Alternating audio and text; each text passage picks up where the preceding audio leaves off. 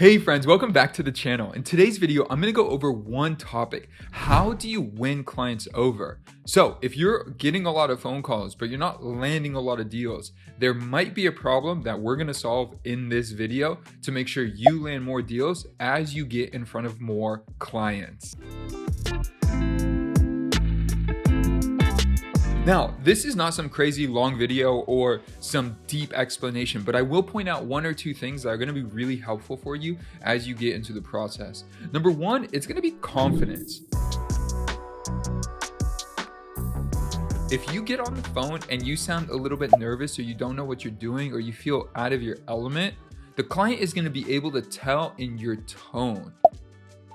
Whether or not you get on a Zoom call with them or you're just doing a phone call with them, they'll be able to tell immediately if you feel confident that you can handle the project and that it is not the biggest project that you've ever done. So for example, if I call you as a potential client and it sounds like you've never done something at this scale before, I might be a little bit nervous to work with you. But if you sound confident that you could handle the project, that's a whole different thing.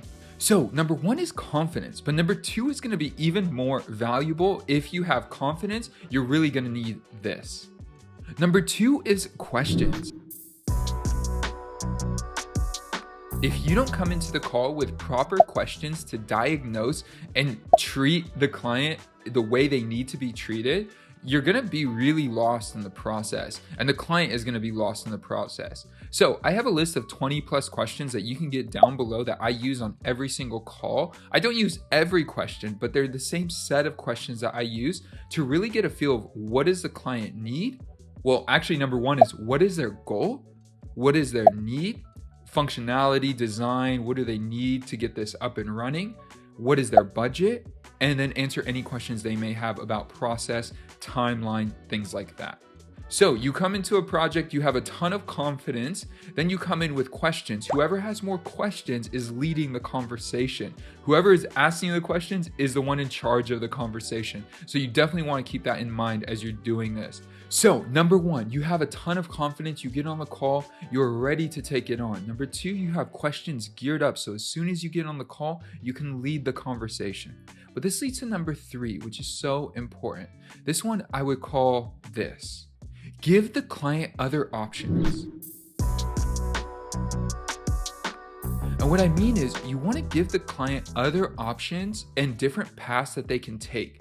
The more paths you give a client, the more it's their decision to make if they work with you or not. So for example, if the client comes to me and says, hey, their budget's $3,000 and I think the project should be about $5,000, I will let them know. And I'll say, hey, look, I think what you're going for is totally doable, it's totally possible, but I wouldn't be able to serve you for that scope with that budget. So my budget is $5K, or the scope would be $5K, but here are some other options that you could check out that I definitely think will be able to help you out.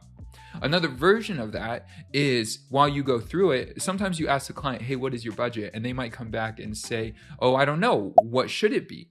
Well, you might get into a conversation about options, and then the client might say, well, why should we choose you? A great conversation piece at this point is something around, look, there are other options out there that are going to do a fabulous job for you. But if you want detailed finishing, great communication, and know that every detail is handled throughout the project, we're going to be able to serve you there. Yes, it's going to cost more, but if you're looking for a cheaper or a more cost-effective option, there are these other options out here that you can check out. And you just let the client know that there are other options for them. This is more of a high-end finish. You're going to get a better job. You're going to get better details. Like in the project, we're going to focus on the tiny details that a lot of new designers are going to overlook. Yes, you can get the site for $3K, but ideally and realistically for what you are looking for, around $5K is a good number. So that's what we can do it for. But if that doesn't work for you, that's totally fine. There's these other options you can check out. And I went a little back and forth there because this is not a live conversation, but I just want to show you the dynamic that you could have with a client. Give them other options. As you go through the project, even when they're talking about functionality, you could say, look, I'm really good at 90% of this, but this 10% part, I just don't really specialize in, and it's not something I want to learn. So for this project, it's probably better that you go a different route. Or if you give a client a different option about platforms to use. So for example, if a client comes to me and says they want to do e-commerce, I'm very hesitant to do e-commerce on Squarespace because I just know Shopify is 1,000 times better. So I wouldn't advocate for the client to do it. If they're sold out, they want to do Squarespace, they have reasons, great. But I have no strong ambition to push them to Squarespace, even if that might not work for them. So I'll be very clear with them. Hey, look, you want to create this? That's awesome. That's great. Best plan forward is probably use this other platform, and you'll probably want to reach out to another designer to do it.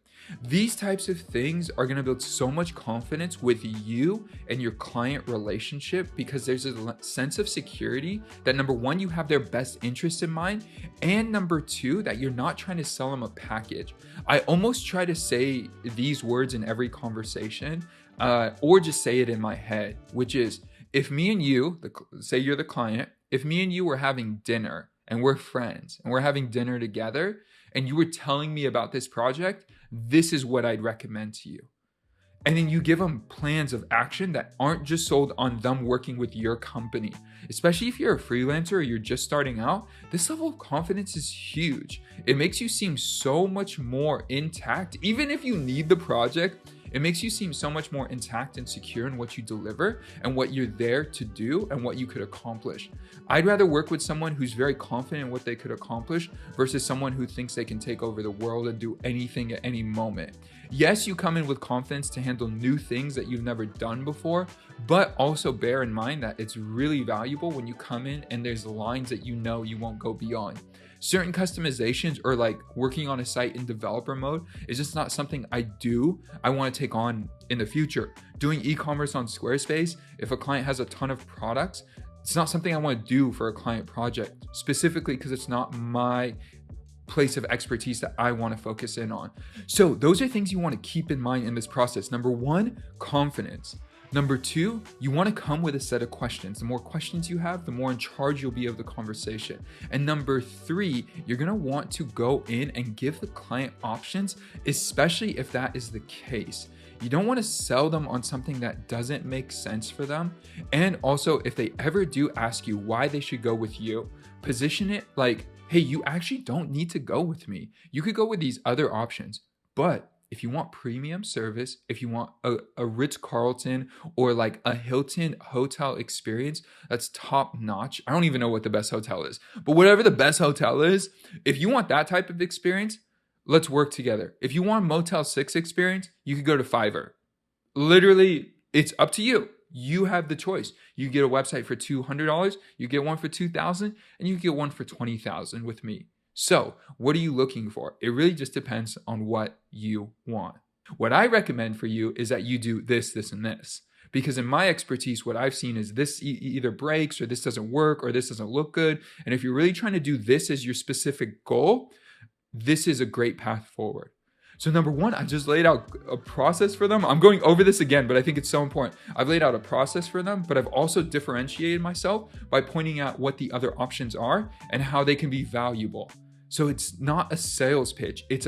I'm giving the client pathways. You go this way, or this way. It's up to you. Hey, if you got value from this video, hit the like button. And if you have any questions, drop a comment below.